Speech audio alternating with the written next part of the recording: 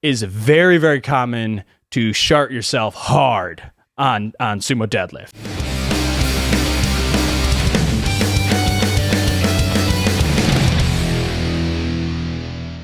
Hey, subscribers, Jacked and Cracked Podcast here, and we are welcoming you to episode 2. And in today's episode, we are asking, is sumo deadlifting cheating? And this comes up actually all the time, but it came up a little more recently when a pretty popular fitness athlete named Chris Bumstead was in a Q&A, and he was asked, is sumo deadlifting cheating? And he answered pretty directly, yes. It turned out later, I'm pretty sure that he was actually being facetious and he was joking. I actually love Chris Bumstead's content. So if you're looking for good quality content, especially out of a physique competitor, he gives really good stuff on nutrition and how he lifts. He'll walk you right through his own workout program and everything. He brings cool guests on too. So feel free to go ahead and check that out. But it created a bunch of stir because before he could get out there and be like, hey guys, I'm just being a smart everybody jumped all over it because sumo deadlifting is become really popular in the powerlifting community. I would tell you that the typical powerlifting meet that I go to, there are more people sumo deadlifting than there are conventional deadlifting. So for those that don't know, sumo deadlift versus conventional is that traditional deadlift. Your feet are going to be a little closer together. Your arms are going to be outside of your knees, and you're going to have that bar on the ground. You're going to lift it up to a standing position with your hips opened up, your knees extended, your ankles extended. You're standing nice and vertical. Sumo deadlifting, the major difference there is that your arms actually hang inside your knees. So instead of your arms hanging outside those knees for the conventional, they're inside the knees. And then there's varying widths of how wide people like their stance. When I sumo deadlift, I'm actually a little bit more of a hybrid. So my sumo deadlift actually looks like somewhere between someone who actually sumo deadlifts and someone who conventionally deadlifts. There are people who stretch their feet all the way out to the very max. They widen out their stance completely until their toes are touching the plates that are on the ground. And then they reach down. And what they're doing is they're shortening the range of motion there so that in theory, the lift becomes a little bit easier. And that's where you get that conversation of, is this cheating because you're trying to make the lift easier? So I've actually got a video of me doing a sumo deadlift from, I think, 2019. So this is a few years ago. But Zeb, if you want to cue that up, and I'm just going to kind of walk through it. For those of you that are just listening, this won't be quite as interesting, but I'll try to walk you guys through what's happening here. And so we're pulling it up now. And you see my feet are a little wider. My arms are hanging inside my knees. I'm going to drop my butt back and down. And then what I'm ultimately trying to do is just push my hips through the bar and stand up to vertical. Now you can see my feet aren't too wide there as my hips open up. Like I said, there are people when they sumo deadlift where their toes are touching those plates. So actually kind of in danger of smushing them when that weight comes back down. But the reason that I'll do sumo in competition sometimes is because for me, I feel like my sumo deadlifting form provides a more stable and clean position for my spine and my pelvis, where conventional deadlifting for me, if it gets a little heavier, I tend to start to round a little bit or call cat back. And when that happens, I'm at a little bit more risk of injury. I've never hurt my back doing conventional deadlift in competition. But I also know as a chiropractor that I have to be an example for everybody. So I want to make sure that whatever lift I'm doing, or if I'm going to throw a video of it up or anything like that, I want it to look nice enough that I can be proud of it, and so that I don't have to answer to any patients and go, well, hey doc, you told me to do it this way, but you sure look a lot different than that. So I'm no expert in sumo deadlifting or conventional deadlifting. I have respectable lifts now. I think the one on the screen was a 584 sumo deadlift back from, like I said, 2019. The most I've hit in a meet is right around 620. I tend to be a little bit of a statistical outlier when it comes to sumo and conventional deadlifting, because my best conventional deadlift is 610 and my best sumo deadlift is 620. So they're real close to one another. That tends not to be the case for a lot of people. I'm a lot stronger in my posterior chain, and my legs, my quads aren't quite as strong as the rest of my body. So that's why my sumo isn't way out in front of my conventional. Also why I do a little bit of a hybrid. But that's kind of where the question then comes in. Is it easier? And I wanted to answer this. So, short answer, I would say no. It's not easier, because I've definitely taken athletes who could deadlift respectable weights, and I even looked at them and said, okay, well, anatomically, maybe this person would be good at a sumo deadlift. And then we put them over the bar and we start working with them on sumo, and it's not even close. This actually happens quite a bit with CrossFitters. And again, we have that CrossFit Strongsville in our facility here. So CrossFitters tend to be really quad dominant. So they're really strong in the leg, really strong in the anterior part of the leg. They're really good with their hips and hip explosion because they do a lot of Olympic weightlifting. So you might think that a CrossFitter would have a super strong sumo deadlift, but what I've experienced is actually that they tend not to. They tend to be much more comfortable in a conventional deadlift because it's more akin to the other lifts they're doing, like the clean or the snatch or things like that. They're just better in that position. So even though physiologically you might look at one of them and say like, this person's going to be good at sumo, in practice they tend not to be. Some people ask, who should sumo deadlift and who should conventionally deadlift? And ultimately, it comes down to a matter of feel. I do both, and I think everyone should do both. So regardless of which one you compete at or which one you push for heavier weight, I think you should be doing both lifts because they do strengthen different areas. So in my case, recently, I've actually been pushing my conventional deadlift and training that a little harder. And then I've been using sumo as the accessory part of my deadlift day.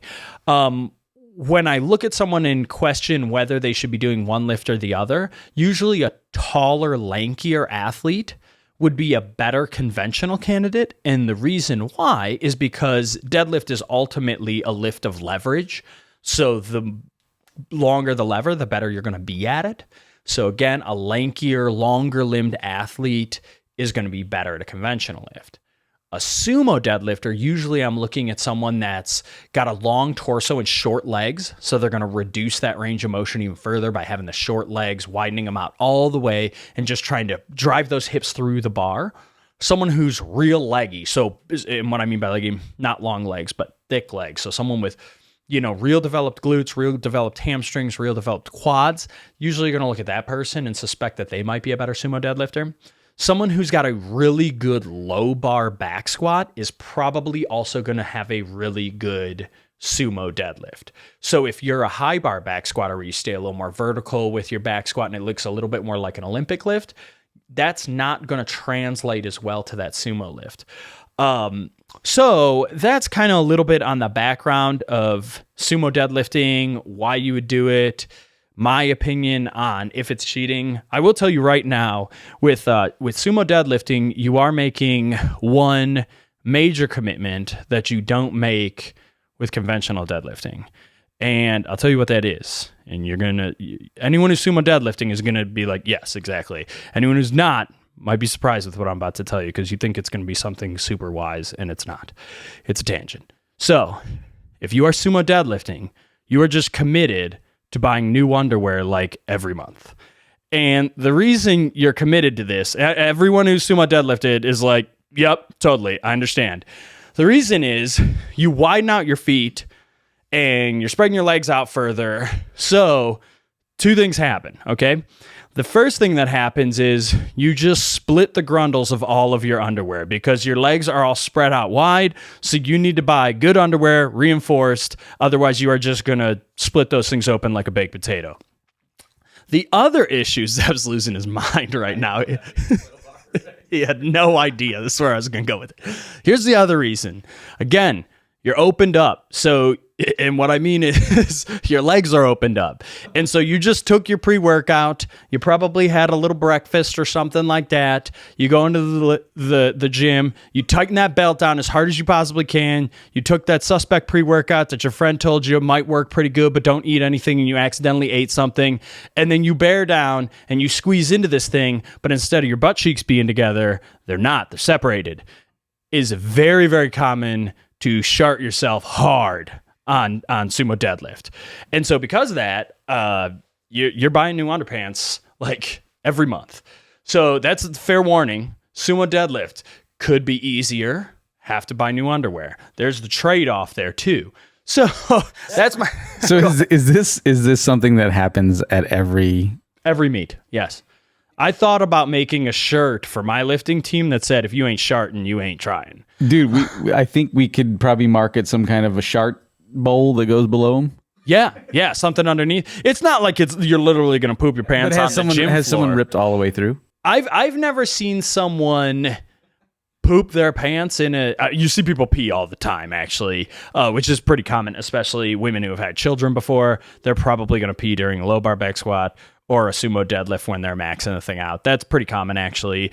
I have definitely, like, aftermath, my own trousers, you're like, yeah, these are gone. You know, where instead of it just being like normal boxer briefs, it's just like two separate chaps, like leggings. You know, you got like the elastic is holding it together. Cowboy. You know? And then you're like a cowboy at that point in time. Yeah, those are my deadlifting underpants. Yeah, exactly. Who knows, too? You might want to actually have that.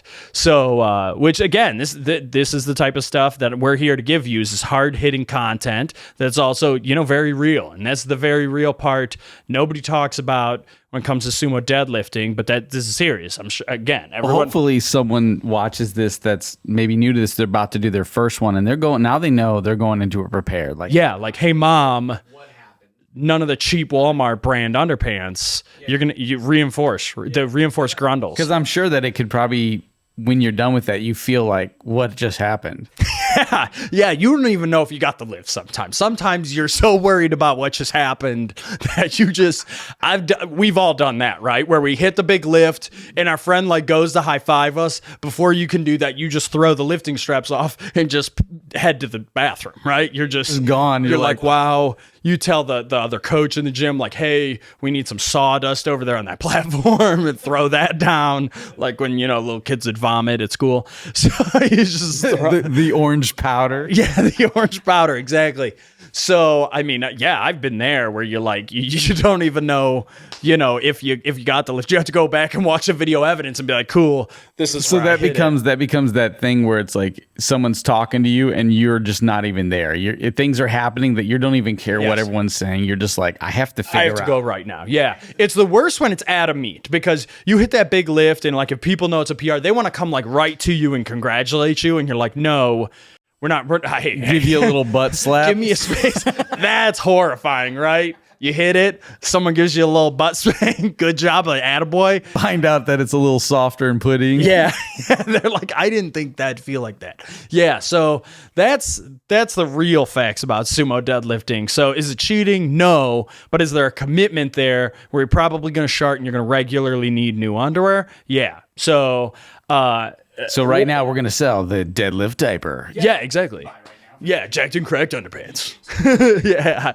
So I wish I could tell you what underpants work for deadlifting. The problem is you actually can't wear like sport, more like the like Under Armour material underwear in powerlifting. That's actually not allowed. Powerlifting has rules on what kind of underwear you can wear. This part's serious. Now we're actually back to serious talk now. We're still talking about underwear and charting, but this is the serious part. Most powerlifting federations do have equipment check, and your underwear, believe it or not, is part of it. And you have to wear like, normal Hanes style underwear. They don't care if it's got a leg or if it's like, BVDs or whatever. But what you can't do is come in like underwear that actually would probably hold up to a sumo deadlift.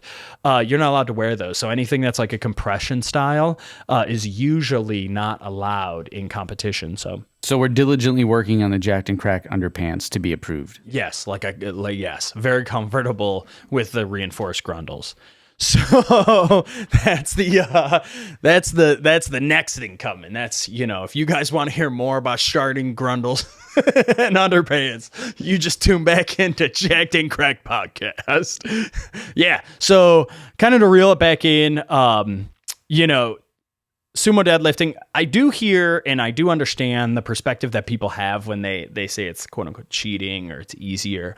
There's definitely a body type that it's going to be easier for. And I just told you that my conventional deadlift is 610 and my sumo deadlift is 620. So obviously sumo deadlift is easier for me. I'm not sure that that makes it cheating. I've also put a decent amount of training into it. And at this point in time, I've probably trained it a little bit more than I've trained my conventional. I run right between 6 foot and 6'1". So you throw shoes on me, I'm 6'1". I'm a lankier guy. So for me, it kind of makes sense that actually conventional would be a sweet spot for me with deadlifting. But as I mentioned, I like my form a little bit more on the sumo deadlift. And I've been able to refine it even from the video that we showed you today to make it look a little cleaner and a little bit more of just a hip drive, where you're keeping your torso upright. So yeah, guys, don't forget to like and subscribe on the channel. Comment down below if you're on YouTube here. What do you think? Do you think it's cheating and why? Do you think it's not cheating? Have you found an underwear that holds up to sumo deadlifting? Let us know. The world wants to know. Again, if you guys like this, make sure you click the little notification bell. Make sure you're listening to all the episodes, and we will see you next time on Jacked and Cracked.